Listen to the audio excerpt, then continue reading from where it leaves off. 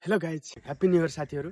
आज तपाईँले चाहेको, मेहनतले सार्थकता पाएको र भाग्यले तपाईँको सफलतामा साथ दिएको साल बनोस् 2083 साल।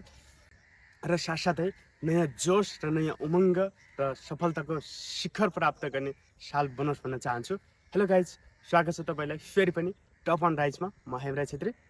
तपाईँको प्रिभियस इयर अथवा पहिलाको इयरभन्दा चाहिँ भिन्न, फरक र विशेष दिन बनाउनको लागि अथवा विशेष वर्ष बनाउनको लागि मैले दिएका यी 5वटा कुराहरूलाई चाहिँ तपाईँले ख्याल गरेर अगाडि बढ्नुभयो भने तपाईँको 2083 साल अवश्य नै बेस्ट अफ द बेस्ट बन्नेछ भन्ने कुरामा विश्वस्त रहन सक्छु है त। तपाईँले दिएको यो अमूल्य 5 मिनटको समयले चाहिँ तपाईँलाई चाहिँ यस 2083 सालमा चाहिँ धैर्यशील, ऊर्जाशील र छुट्टै भिन्न किसिमको चमत्कारी बनाउनमा मद्दत गर्नेछ। यो 5वटा कुराहरू एप्लाई गर्नुहोस् 2083 सालमा, तपाईँले पाउनुहुनेछ। आउनुहोस् सुरु गरौँ आजको भिडियो। र पहिलो नम्बरमा रहेको छ थ्याङ्क यू। थ्याङ्क यू चाहिँ कसरी बन्यो त भन्दाखेरि तपाईँको one of the best word चाहिँ थ्याङ्क युलाई चिनिन्छ। र थ्याङ्क यू चाहिँ तपाईँले 4-5वटा कुराहरू भन्छु, त्यो चाहिँ त्योभन्दा पछाडि चाहिँ तपाईँले आफू अनुकूल बनाउन सक्नुहुन्छ।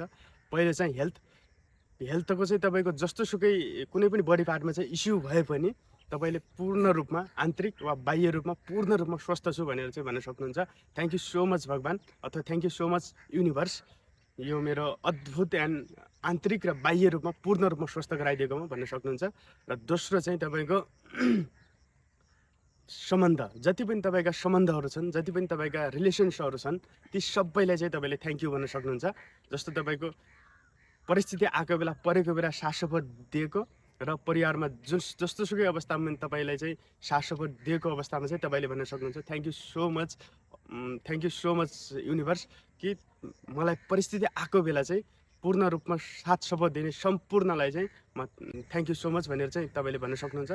र थर्डमा चाहिँ रहेको छ मनी, पैसालाई चाहिँ तपाईँले जति पनि आजसम्म चाहिँ तपाईँले पैसाको प्रयोगले जति पनि भौतिक सामान तथा अन्य जुनसुकै सुख सुविधाहरू उपलब्ध भएको छ, त्यसका लागि चाहिँ तपाईँले पैसालाई पनि धन्यवाद दिनुपर्छ।